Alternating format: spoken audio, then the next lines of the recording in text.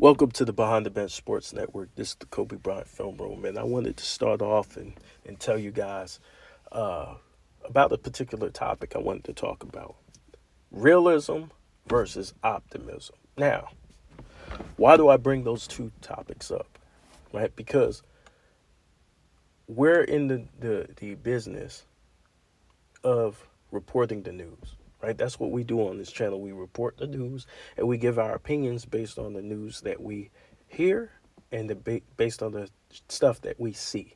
Right, I think a lot of Laker fans, they're stuck in between. Right, realism and optimism. Right, they want to be optimistic, but their optimism is fandom basically. Right, we love the Lakers, therefore we should support them no matter what. That's the logic. And I believe you should still support the Lakers, right? I believe in that. I believe in that, right? Me personally, I had left the Lakers for like 5 days, but I left the Lakers. I'm back now, but I left the Lakers as a fan because I felt like, not because of LeBron, not because of the JJ hire. It was a culmination of things. It was because they had no plans for our future. And they sat there and they promised us that they would help build for the future, right? The only time they started talking about the future was when they supposedly were going to get Dan Hurley. That's the only time they wanted to talk about the future. And then there's no more future talk, right? Now it's a process. Now it's oh, well, we just want LeBron to be happy. And listen, I'm all for uh, LeBron's the superstar of the franchise. He's one of the superstars of the franchise. So he's gonna get preferential treatment, right? Cool, no problem with that, right? He's gonna make some demands. That's what superstars do.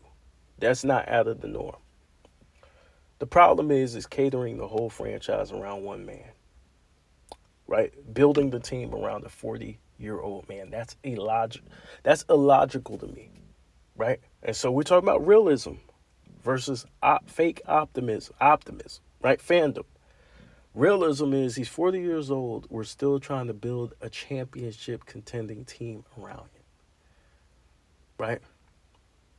We're 6 years in. 6 years in, right? Now, I was told that Rob Pelinka did a great job last year and that the roster was revamped, ready to roll. D'Lo's coming back better than ever. Austin Reeves is going to improve into that third star. They were campaigning for Austin Reeves. I'll never forget this because I couldn't believe what I was hearing. When Austin Reeves was doing Team USA, they even put him in as part of the big three, right? Which was ridiculous. And I tried to tell Laker fans back then, but a lot of Laker fans, they don't want to hear that because they've been manipulated by the media. This is the reason why they get so mad when they hear something go against the media narrative, because they're like, wait a minute, we were told this. We were told to expect this, but we're giving it to you raw. We're giving it to you real. Case in point, how many times we've been wrong about something on this channel. Go check out my videos. How I've been wrong on this channel. I haven't been wrong on this channel. And even when it looked like I was wrong, I was right. You know what I'm saying? Not to be arrogant or anything, but just to show you guys the reason why we're not wrong is because we're trying to stick to the facts. We're trying to stick to the truth and what we actually see. Now, ultimately, we all have our opinions. And I'm not saying there's no possibility of us being wrong, because everybody has a possibility of being wrong. The problem is that we, as Laker fans, been taught to just, hey, don't use your eyes. Don't use your eyes at all. Don't think. Just clap. And so you got longtime Laker fans. I've been a Laker fan for over 30 years. The only team I've ever rooted for or was the Lakers, but I do have another team, and that's the Nets because you know I used to live in New York and New Jersey, so I always rooted for the Nets if the Lakers weren't in the playoffs. Now, if the Lakers played the Nets, I'm rooting for the Lakers. I love the Lakers. I watch all the drafts, all the draft picks, all the workouts, their college careers of players that we get to the franchise. I do a whole study and evaluation on them, right? But we got to keep it real. We have to separate our feelings for the franchise because you got to ask yourself, have these moves that we have been making, are these moves good moves? So put yourself in a Charlotte Hornets jersey. If the Charlotte Hornets made the moves that the Lakers made this offseason, would they be good moves? No. They'd be terrible signings. They'd be terrible moves. So why is it different? Why do we see the world different as Laker fans? Right? So think about this. Rob Pelinka was doing a great job less than a year ago. We won the in-season tournament. Darvin Ham was up there smiling. Everybody was cool, right? So everybody was saying, well, Darvin Ham is doing a good job coaching in the in-season tournament. AD's balling, LeBron's balling, Austin Reeves got it going, right? Fast forward, we get to Denver. We get our ass whooped. 4-1. Now, every game was close. They were telling me, a lot of fans were telling me, Darvin Ham was the issue because he wasn't doing a good job with substitutions, closing out games, and certain people, the right people being in the games at the right time, which I do agree with. Darvin Ham made some mistakes coaching, right? But everybody knew he didn't have any coaching experience. He was just an assistant coach, right? He was in his second year. Everybody knew this. So it wasn't a surprise that this guy would have a learning curve, right? But they threw everything on Darvin Ham. We lost those close games because Darvin Ham, his coaching. Okay, so Darvin Ham's gone. Why don't we have higher expectations for the Lakers now that Darvin Ham's gone? You know why? Because the Lakers are not making winning moves and haven't been for a while. The Westbrook trade really set the franchise back. And you do have to put some of that onus on LeBron and AD. That team was called the most talented team in the history of the NBA by Rob Pelinka. That team didn't make the play-in tournament. And they probably are, on paper, the most talented team in NBA history. On paper, with all those top 75 players. Right? So, if you replace Darvin Ham, that should fix the problems if you threw everything on Darvin Ham. But we know deep down in our hearts, everything wasn't Darvin Ham. So what's the next issue? The superstars and how they play on the court, how they perform. Right? Now, what's been bastardized, right, is this win now thing that they threw on the Lakers. And I keep telling Laker fans, we are not win now.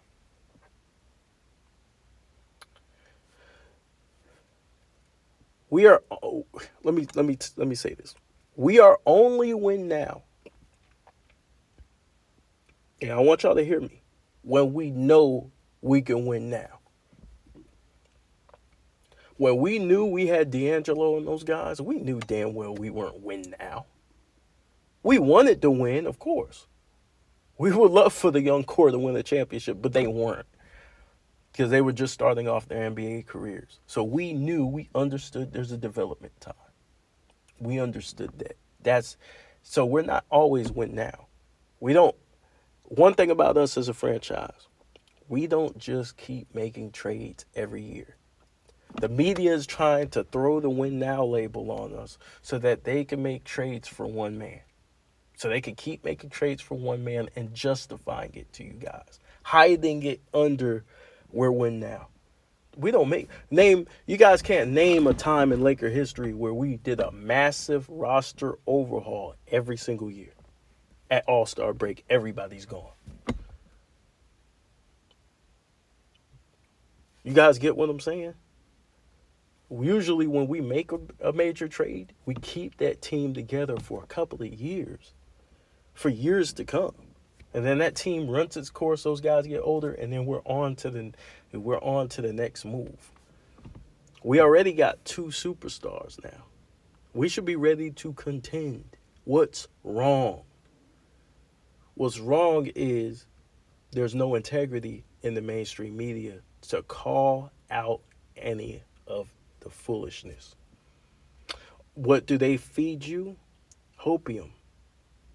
You be getting a lot of hopium and a lot of, well, let's be optimistic. The problem with being optimistic versus realism is this. You have a car, right? You could feel something's going on with the car. The check engine light isn't on yet, but you can feel it. So what do you do? Do you ignore it and keep driving? Or do you say, hey, yo, this car's not running right. I need to see what's going on. Now, the check engine light eventually comes on, and by that, you're prepared to take it to get fixed. You need to see what's going on under the hood. It could be an O2 sensor. It could be a fuel pump. You need to go get it checked out so that you can fix the root of the issue. The problem with being, quote unquote, optimistic is that you're driving the car, the check engine light is on, the car is shaking, and you're going to keep driving. That's fandom. And that's what we're trying not to do. We're trying to separate how we feel about the Lakers, because we love the Lakers. We need to separate that from what's actually taking place. If I told you that there was a 6'1", undersized guard who had heart issues entering into the draft, right? You would that had trouble shooting the basketball, you would tell me no team in the NBA would draft this player.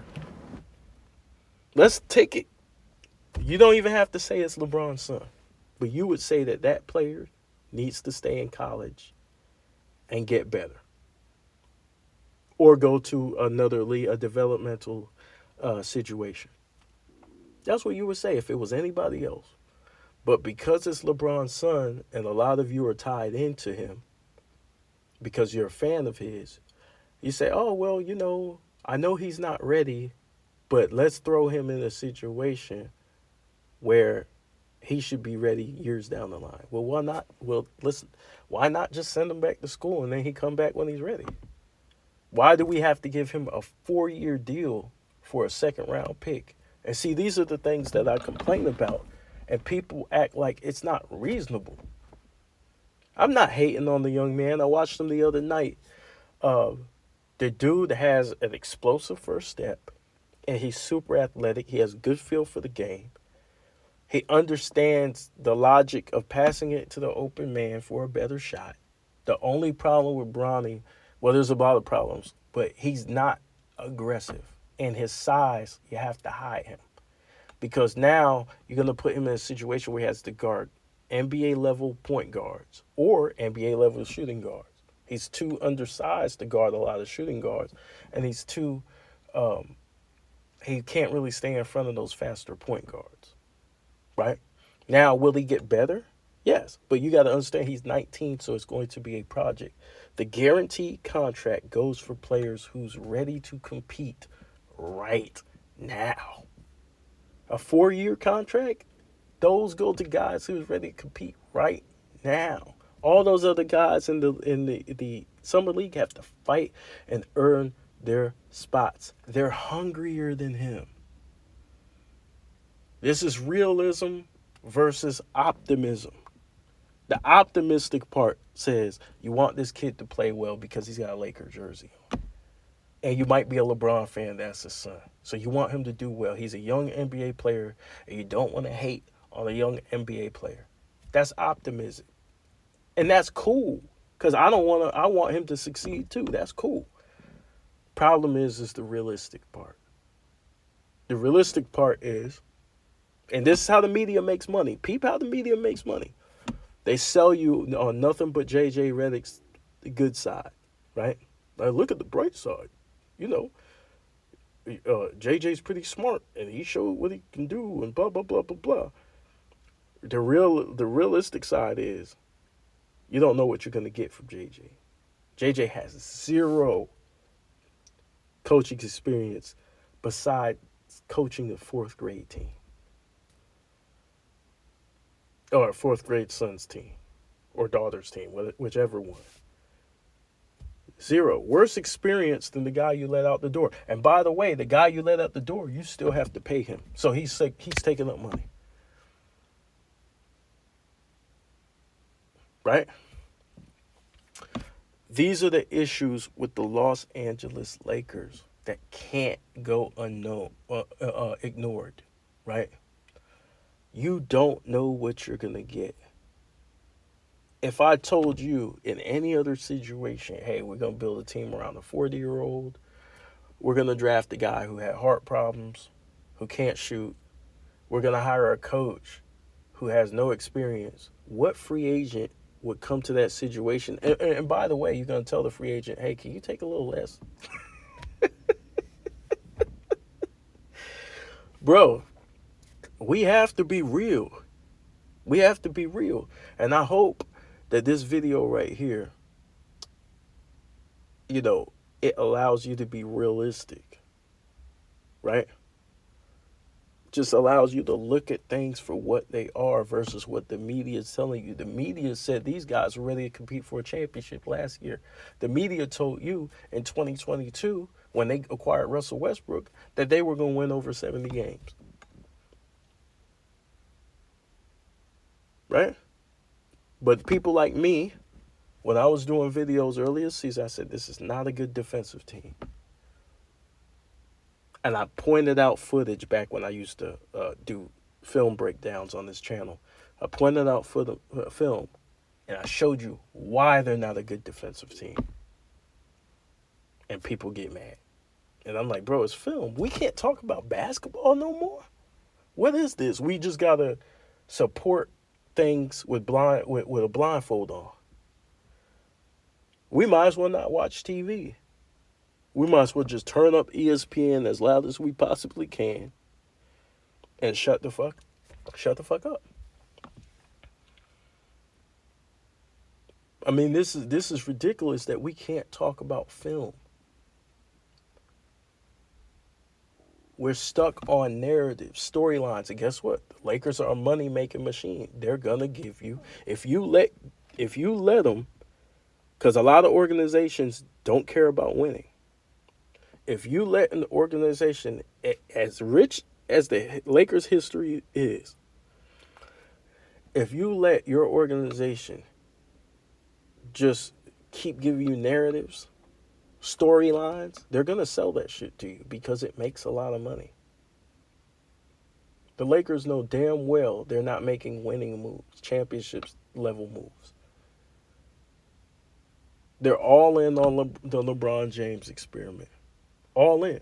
This is the reason why I didn't believe Dan Hurley could be serious about the job. I never thought it was a thing that Dan Hurley was going to be the coach of the Lakers. Y'all go back and watch my videos. Y'all see I'm telling the truth. Why? Because they said he's going to come in here and coach young talent. What young talent? Coach them to what? They were talking about him drafting Bronny.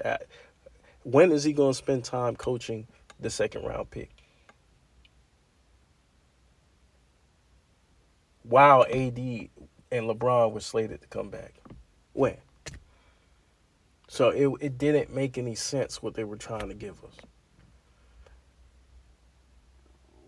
And I would love to be optimistic. I would love to be optimistic. I would love to look at the bright side, but you got to be real. If your car is breaking down, your car is breaking down. And this Laker car is breaking down. JB's been telling you guys for the longest about the young core.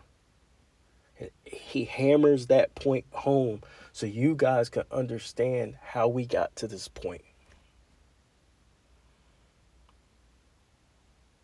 And some people would say, well, we got a championship out of trading those guys. Okay, fair enough. But was that one championship worth 10 years? 12 years? Non-contention? No, we should have rode back. If we were really about building, we should be working those guys in. Working those guys in. I'm not saying we shouldn't have gotten AD. I'm saying we shouldn't have traded everybody. We traded all of our young guys. We didn't have to do that. We traded every single one of them. Zubac could have helped the Lakers. He's a good rim protector. He's got touch, nice touch around the basket. He could score. He's not a stiff. Sets good, powerful screens. Right? He's smart. He could have helped us. We gave him up for Mike Muscala. You see what I mean, y'all? You see what I mean? Nothing to show for it. Just a move just to make a move. That's the part that frustrated me. Those type of things frustrated me and made me want to leave the team. Because it's like, bro, you're just trying to sell tickets. Nah, we got to hold the Lakers to the Laker standard. There is a Laker standard. If you look at Boston, their young pieces just won a championship. And James Worthy was caught on a hot mic. A Laker who went against the Celtics, the Showtime Lakers, was caught on a hot mic praising the Celtics and how they went the course and stayed solid. Right? And he compared that to us. And he laughed at us. This is off camera, where he thought he was off camera or not being recorded. But he's not going to say anything publicly because he'll probably lose his job. And that's the problem with a lot of these guys in the media. If they speak up, they'll probably lose their jobs because we already know how powerful LeBron James is. So we don't get paid by Clutch Sports. So we can say and speak how we really feel, right or wrong. Now, we tend to be right, but right or wrong, we're going to say how we feel. We all grown men. We ain't all supposed to feel the same way. But that's what I'm talking about with the optimism. Now, I hope Dalton Connect would be good. He seems like a good player, like a guy who can help us right now, right? But there's no guarantee in him neither. You can't really rely on him right now, but he can possibly help you right now. But anyways, I just want y'all to think about that, man. I really do, because there's a difference between realism and being optimistic, right? Optimism, right, is mostly a fan thing, meaning you're going to overlook things, or you're going to just look to the bright side. We all want to look to the bright side. We all want the Lakers to return to glory. There's not a Laker fan that I know that don't care about the Lakers. Whether they like what's going on or whether they don't like what's going on, they still care about the Lakers. Right? But there has to be a recognition. In order to fix the issues, there has to be a recognition. The problems did not go out the door with Darvin Ham. We keep finding a new scapegoat every single season. Why? Something's wrong. But anyways, I just want y'all to think about that. I wanted to make a video on this because to me, the Laker media is not doing their job. They're blowing smoke and giving guys hopium, and they're just moving the goalposts every time we fail, right? And there's a reason why we're failing. But anyways, this is Kobe Bryant Film Room, and I hope y'all have a good day. Think about what I said. Like or subscribe to my channel, the Kobe Bryant Film Room, and the Behind the Bench Sports Network. Peace.